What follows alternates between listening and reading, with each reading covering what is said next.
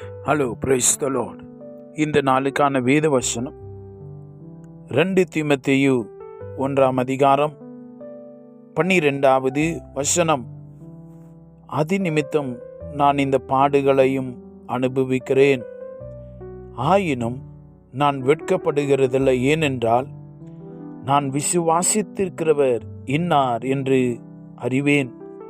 நான் அவரிடத்தில் ஒப்பு கொடுத்ததை அவர் இந்நாள் வரைக்கும் காத்து கொள்ள வல்லவராய் இருக்கிறார் என்று நிச்சயத்தும் இருக்கிறேன். ஆமென். நான் விசுவாசித்திருக்கிறவர் என்னார் என்று அறிவேன். I know that he is able. அவர் வல்லமை உள்ள தேவன். நம்முடைய ஆவிக்குரிய வாழ்க்கையிலே நாம் அனுதினமும் அவரை அறிகிற அறிவிலே வளர்ந்து அவருடைய திவ்ய சுவாபத்துக்குள்ளானவர்களாய் நாம் மாற தேவன் நம்மை அழைத்திருக்கிறார். இந்த உலகத்தில் நாம் இலக்கை நோக்கி ஓட அழைக்கப்பட்டிருக்கிறோம். அது ஒன்று மட்டுமே நம்முடைய மனதிலே இருக்க வேண்டும். ஒருவேளை தேவன் நமக்கு நியமித்திருக்கிற இந்த ஓட்டத்தில் சரியாய் ஓட வேண்டும் என்று சொன்னால், அருமையான தேவனுடைய பிள்ளைகளே, இன்றைக்கு நாம் செய்ய வேண்டிய ஒரு சில காரியங்கள் என்ன தெரியுமா? அவைகள் மிக கட்டாயமாய் நாம் செய்ய வேண்டும். தேவனுடைய பிள்ளைகள் அந்த ஆசீர்வாதத்தையும் அந்த ஆவிக்குரிய மேன்மைகளை பெற்றுக்கொள்ளத்தக்கதான காரியங்களுக்குள்ள கடந்து போக வேண்டும் என்று சொன்னால், உங்களுக்கு என்ன தனிப்பட்ட ஒரு ஜெப நேரம் இருக்க வேண்டும். You need to maintain a quiet time. தேவ சமூகத்தில் உங்களுக்கு காண்ந்து நீங்கள் ஜெபிக்கிறவர்களாய் தேவனுடைய பாதப்படியில காத்திருக்கிற பழக்கம் வேண்டும்.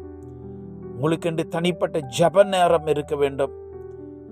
ஜெப நேரம் ஃபெயிலியர் டு ப்ரே மிக முக்கியமானது. இன்றைக்கு நாம ஜெபத்தை குறைத்து கொண்டவர்களாய் வாழுகிற ஒரு காலகட்டத்திலே தலைமுறை மாறிக்கொண்டிருக்கிறது. மூன்றாவதாக நம்ம பார்ப்போம் என்று சொன்னால், வேதாகம தியானம் இல்லாமல் வாழ்வது. Failure to read the Bible and meditate. இந்த வேத வசனங்கள் நாம் தேறுவதற்கும் ஆவிக்குரிய வாழ்விலே நம்முடைய விசுவாசம் விருத்தி அடைவதற்குமாய் கொடுக்கப்பட்டிருக்கிறது. அடுத்த காரியமாய் மிக முக்கிய காரியம் சபை கூடி வருதலை விட்டுவிடக்கூடாது. வீட்டு கூட்டங்கள் சபை கூடி வருகிற பொழுது அந்த ஐக்கியத்தை விட்டுவிடவே கூடாது. இன்றைக்கு சேட்டலைட் சர்ச் என்று சொல்லுகிறார்கள். உட்கார்ந்த இடத்துல நாங்கள் டிவியில பார்க்கிறோம். முடியாத பட்சத்தில் பரவாயில்லை, ஆனால் நாம் சபை கூடி வருதலை எந்த காலத்திலும் விட்டுவிடக்கூடாது.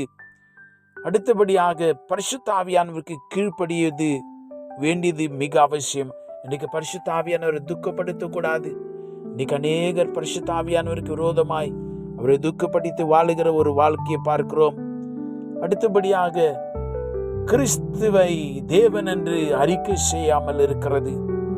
அவங்க பயத்தினாலும் விசுவாசம் பலனற்று இருக்கிறபடினால நிறைய பேர் அவர்கள் தேவனுடைய பிள்ளைகள், வெளிச்சத்தில் நடக்கிறவர்கள், வசனம்தான் அவர்களை நடத்துகிறது, ஜீவனுள்ள தேவன் எங்களுடைய ரட்சகர் என்று சொல்ல தயங்குகிறார்கள்.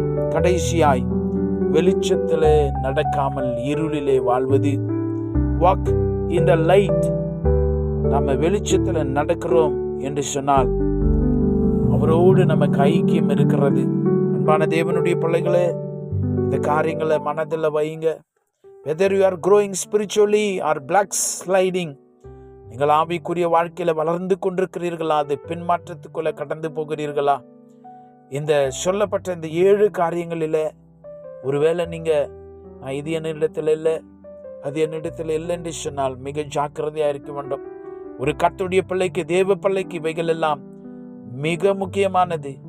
ஒன்றையும் நாம் விட்டுவிட அது முக்கியமானதல்ல என்று சொல்லி ஒதுக்கி வைப்பதற்கல்ல. ஆமென். நம் தேவனுடைய சமூகத்தில் தாழ்த்தி ஜெபிக்கலாம். எங்கள் அடைக்கலமும் எங்கள் கேடகமும் எங்களுக்கு மாதிரியமாய் இருக்கிற தேவனே, உமக்கு நன்றி சொல்லுகிறோம். இந்த உலகத்தில் நாங்கள் உம்மை பற்றி கொண்டு சுடர்களை போல பிரகாசிக்க எங்களை அழைத்து தெரிந்து கொண்டிருக்கிறபடினாலே ஸ்தோத்திரம். ஒவ்வொரு நாளும் உம்மை அறிகிற அறிவிலே வளர்ந்து நாங்கள் உம்முடைய சித்தத்தின்படி இந்த உலகத்திலே வாழ எங்களுடைய ஜெப ஜீவியம், வேத வாசிப்பு, தேவனுக்கு கீழ்ப்படிதல், வெளிச்சத்தில் நடப்பது, இயேசுவே தேவன் என்று அறிக்கை செய்ய ஆண்டவரே உம்முடைய பரிசுத்த ஆவியானவருடைய பலத்தை ஜீவனை தாரும். உம்முடைய பிள்ளைகள் ஒவ்வொருவரும் வைராக்கியம் பாராட்டி இயேசுவே கர்த்தர் என்றும் இந்த வார்த்தை எங்களுக்கு பலன் ஜீவன் என்றும் அதை பற்றி கொண்டு வாழுகிற தயவை கிருபையை தாரும். இப்படி பாதப்படியில் ஒப்பு கொடுக்கிறோம். இயேசுவின் நாமத்தில் ஜெபிக்கிறோம் பிதாவே. ஆமென். God bless you.